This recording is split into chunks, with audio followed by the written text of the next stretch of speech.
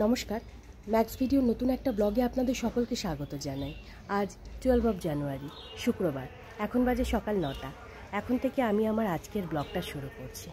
আজকে সকাল থেকেই ওয়েদারটা মেঘলা, কিছুক্ষণ আগে পর্যন্ত চারিদিকটা ঘন কুয়াশায় ঢাকা ছিল, এখন তো তাও অনেকটা পরিষ্কার হয়েছে আর তার সাথে হাওয়াও চলছে, বেশ ভালো ঠান্ডা লাগছে। আজকে তো সকালবেলা একদম লেপ থেকে বেরোতেই ইচ্ছা করছিল না। যদি কোনো উপায় থাকতো তাহলে হয়তো আর একটু ঘুমিয়ে পড়তাম, মানে আর একটু শুতাম। এদিকে এদিকে ওই যে বস, ওখানে বস। আজকে মায়ের ডিউটি আছে, তবে মা আর তুলতুল এখনও ঘুম থেকে ওঠেনি। এবার মাকে ডাকবো। আর গতকাল রাতে মা যে রস বড়াটা বানিয়েছিলেন সেটা একবার দেখায়। এই যে সারা রাত রসে ভেজানোর পর এই হলো রস বড়ার বর্তমান পরিস্থিতি। এত তুলতুল করে, খুব সফট থাকে আর খেতেও দারুণ লাগে।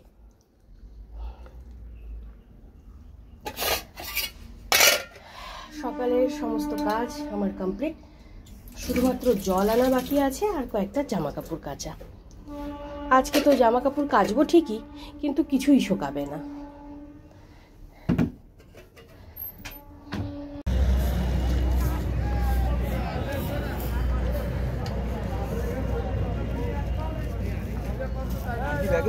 হ্যাঁ, এনেছি। ওপরের ঘরে গিয়ে দেখি মা ঘুম থেকে উঠে গেছে আর তুলতুল তখনও ঘুমাচ্ছে। সেই ফাঁকে আমি একটু বাজারে গেছিলাম। যে বাজারটা দেখালাম ওই বাজারটা আমাদের বাড়ির খুব কাছে, হেঁটে ওই 7-8 মিনিট মতো সময় লাগে, তবে ওটা পাইকারি সবজির বাজার। তাই দেখতে গেছিলাম আর একটু চিকেনও নিতে গেছিলাম। তো এই চিকেন টিকেন নিয়ে এখন বাড়ি ফিরছি। বাড়ির কাছে চলেই এসেছি। এখন বাজে 10:35 আর আমি বাজার থেকে ফিরে প্রথমে হাত মুখ ধুয়ে তুলতুলকে ঘুম থেকে ওঠালাম। উঠে ওর প্রতিদিনের যে কাজকর্ম থাকে সেগুলো সব সেরে ব্রেকফাস্ট করে নিয়েছে। এখন মামার সাথে কম্বলের মধ্যে বসে খেলা করছে, আর মাও এদিকে দুপুরে রান্নাটা বসিয়ে দিয়েছে। আর এখন আমি মাংসটুকু ধুয়ে নেব।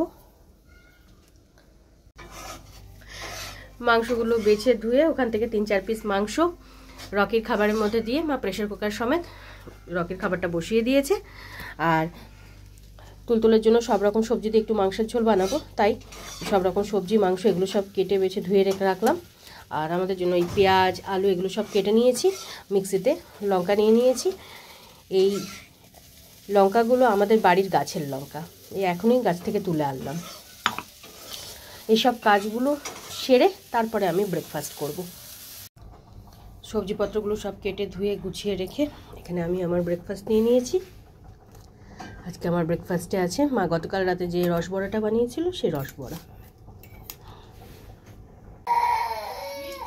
আমি ব্রেকফাস্ট সেরে তুলতুলকে তেল মালিশ করে এখন রান্নার দিকে চলে এসেছি। এখানে তুলতুলের স্নানের জন্য জলটা গরম হচ্ছে, আর মাংসগুলো একটু ভেজে নেব হালকা করে। আর তুলতুলকে জল ঘাটতে দেওয়া হচ্ছে না বলে চিৎকার করে কান্নাকাটি করছে। এটা ওর প্রতিদিনের হয়ে গেছে। একটু সময় সুযোগ পেলেই এত জল ঘাটে, মানে 1 মিনিট যদি ছাড়া পেল জলের ওখানে, দেখ। কড়াইয়ে সর্ষের তেল দিয়ে গরম মশলা আর শুকনো লঙ্কা ফোড়ন দিলাম, দিয়ে পেঁয়াজটা ভালো করে ভেজে নিয়েছি। তারপরে সব রকম মশলা দিয়ে একটু ভালো করে কষালাম। আর এখন মাংস আর আলু দুটোই একসাথে দিয়ে দিয়েছি, দিয়ে এখন সব একসাথে কষছে। আর এদিকে তুলতুলের স্নানের জলটা গরম হয়ে গেছে, ওকে স্নান করিয়ে দেবো।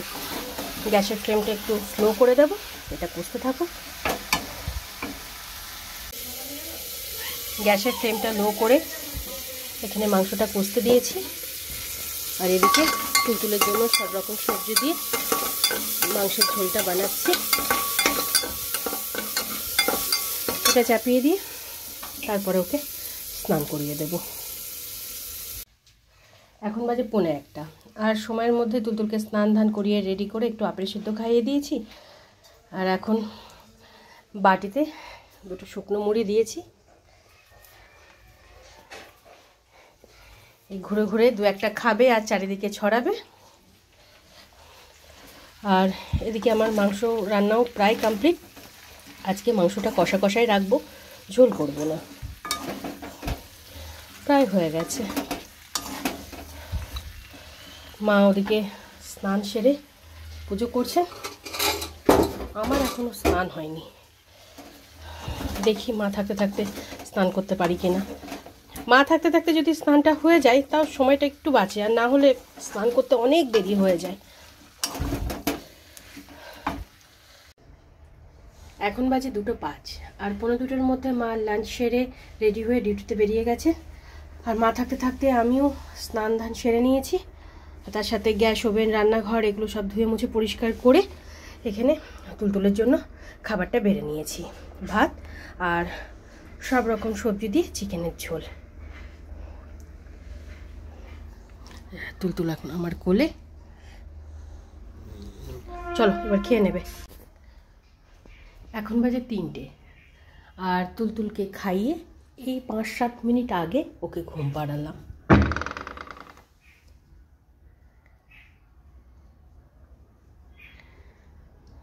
অল আউট জ্বালিয়ে দিয়েছি, তবে ওই 1-2টো মশা থেকেই যায়, গিয়ে গিয়ে বারবার দেখতে হয়। বাসন কুসনগুলো তো আগেই মেজে নিয়েছিলাম, এবার বাসন কুসনগুলো তুলবো। আর আজকে আমার জামা কাপড় কাচতে অনেক দেরি হয়ে গেছে। এমনিতেও সকাল থেকে যা ওয়েদার ছিল তাতে সকাল সকাল কাচ মানে কেচেও কোনো লাভ হতো না, শোকাতো না কিছুই, কিন্তু তাও জামা কাপড় কাচতে আজ অনেক বেলা হয়ে গেছে। জলটা ঝরেছে সব জামা কাপড়ের এখন, আর কিছু কিছু জামা কাপড়ে এখনও জল ঝরছে। এই যে ওই ব্যালকনিতে, রেলিংয়ে এগুলোতে সব মেলে দেবো। এই কাজগুলো সেরে তারপরে লাঞ্চ করব। রকি, এদিকে এদিকে আয়, তুই আয়, শিগগিরই আয় আয়। ওখান থেকে বাসন কুসনগুলো সব তুলে গুছিয়ে রেখে ভিজে জামা কাপড়গুলো তুলে ব্যালকনি আর রেলিংয়ে মেলে দিয়ে এখানে আমি আমার লাঞ্চটা নিয়ে নিয়েছি। আর মা আজকে রান্না করেছিলেন আমার জন্য রুটি, ওদের 3জনের জন্য ভাত, আর মটরশুঁটি, পেঁয়াজকালি, আলু, ফুলকপি দিয়ে একটা ভাজা ভাজা চচ্চড়ি, পালং শাকের চচ্চড়ি। এই পালং শাকের চচ্চড়ির মধ্যে সিম, আলু, বেগুন, বড়ি এগুলো সব আছে, আর তার সাথে আছে চিকেন কষা। আমি লাঞ্চ করে লাঞ্চের বাসন কুসনগুলো মেজে ধুয়ে কিছুক্ষণ আগেই বেড়ে আসলাম। লাঞ্চ করার পর আজকে এত ঠান্ডা লাগছে, সোয়েটার, মোজা সব কিছু পরে একদম লেপের মধ্যে ঢুকে পড়েছি। এখন বাজে 3:55।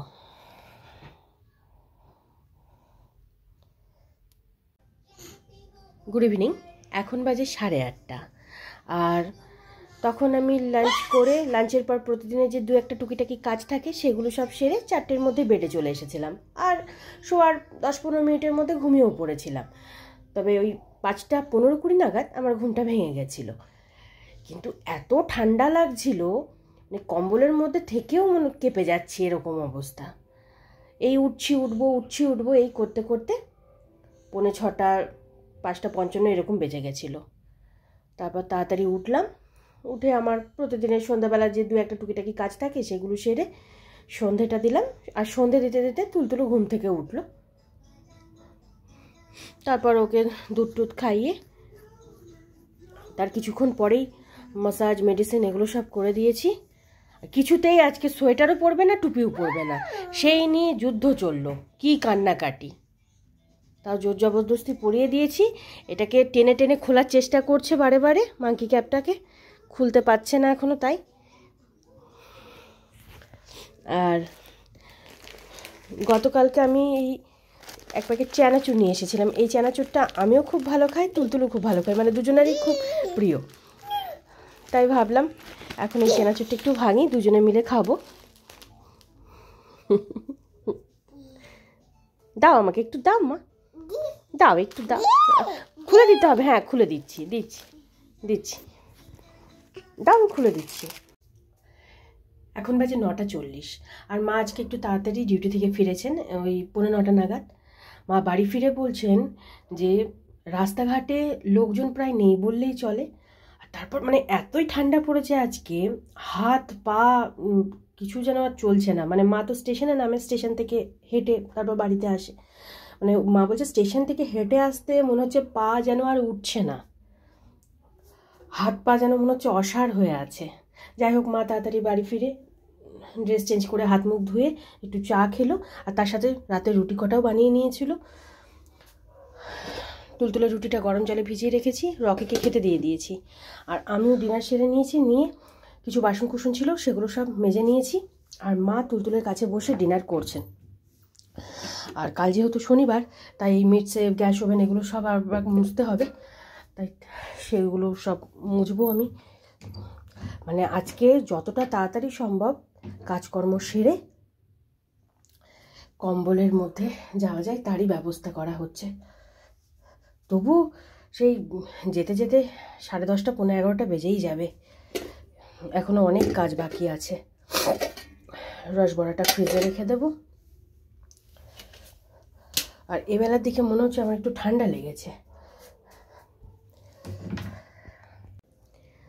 এখন বাজে 11:10, আর তখন রান্নাঘর, গ্যাস ওভেন, মিটসেভ এগুলো সব ধুয়ে মুছে পরিষ্কার করে তুলতুলকে খাইয়ে আমরা এই 10:30 কি 10:40 নাগাদ উপরে ঘরে চলে এসেছি।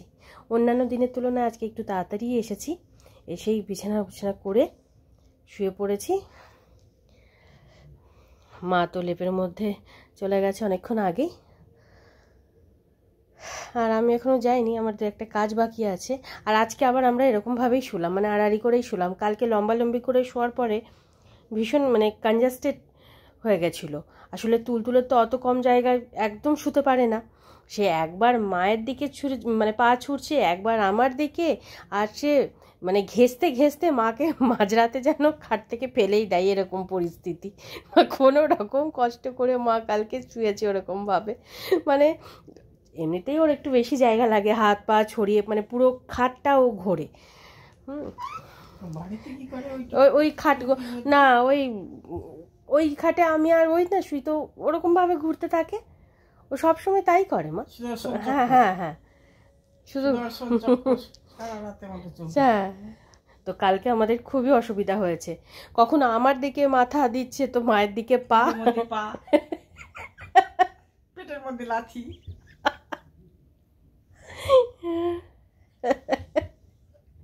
তাই আজকে আবার আমরা এরকমভাবেই শুয়েছি। আর ওই জায়গাটাই এত বালিশ টালিশ দিয়ে প্রোটেকশন করা হয়েছে ঠিকই, কিন্তু ওই ঠেলে ঠেলে আবার চলে যাবে। তবে আজকে তো ভীষণ ঠান্ডা পড়েছে, এটা তো মানতেই হবে। কিন্তু একটা কথা কি, আমার মা খুব শীত কাতুরে। ডিউটি থেকে আসার পরই মানে গেট খুলে মার কথা হলো ডবল সোয়েটার পরতে, টুপি পরতে, সবই পরেছিলাম, তার উপরে বলছে আরও সোয়েটার টুপি পরতে। আসলে আমার মার খুব ঠান্ডা লাগে ভীষণভাবে।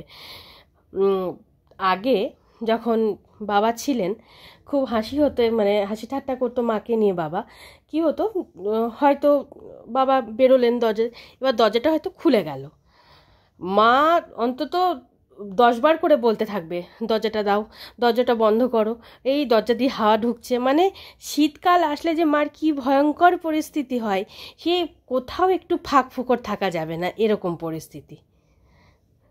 বাবা বলতো মানে বাবা ইচ্ছা করে আরও দরজাটা খুলে রাখতো কখনো সখনো, আর মা ব্যাস রেগে যেত। আমার ঠান্ডা লাগে, ভীষণ ঠান্ডা লাগে, জেনে শুনে বাবা কখনো কখনো করতো। যাই হোক, তাই আজকে ওই মনে পড়লো এই কারণেই, মা যে ডিউটি থেকে এসেছে, আমি সোয়েটার পরে আছি, মানে জ্যাকেট পরে আছি, মাথায় টুপি দেওয়া আছে, তারপরেও বলছে আর একটা সোয়েটার পরে নে, খুব ঠান্ডা লাগছে কিন্তু বাইরে। মনে হচ্ছে খুব ঠান্ডা পড়েছে। তুলতুলকেও আরেকটা সোয়েটার, ও এই সোয়েটার টুপি পরে আছে তাই ও পরতে চাইছে না, সোয়েটার টুপি সব টেনে খুলতে চেষ্টা করছে। মা বলছে এর ওপরও আরেকটা পরিয়ে দিতে। এই পরিস্থিতি হলো। সারা রাত্রি লেপ গায়ে দেয় না, তা ওই ঠান্ডা যদি লাগে না ঠ্যাঙানি দেবো। যাই হোক, নিজেও লেপ গায়ে দেয় না, এখন আমিও কম্বলের তলায় ঢুকে পড়ি আর কি। দু একটা কাজ আছে সেগুলো সারবো, তারপরেই করব, মানে শোবো। তাই আজকে ব্লগটা আমি এ পর্যন্তই রাখছি। আজকে ব্লগটা আমি এখানেই শেষ করছি। আমার এই ব্লগটা যদি ভালো লেগে থাকে তাহলে আমার এই চ্যানেলটাকে সাবস্ক্রাইব করে দেওয়ার জন্য বিশেষভাবে অনুরোধ রইল, সাথে লাইক আর শেয়ার করে দেওয়ার জন্য অনুরোধ রইল। সবাই ভালো থাকবেন। Bye and good night.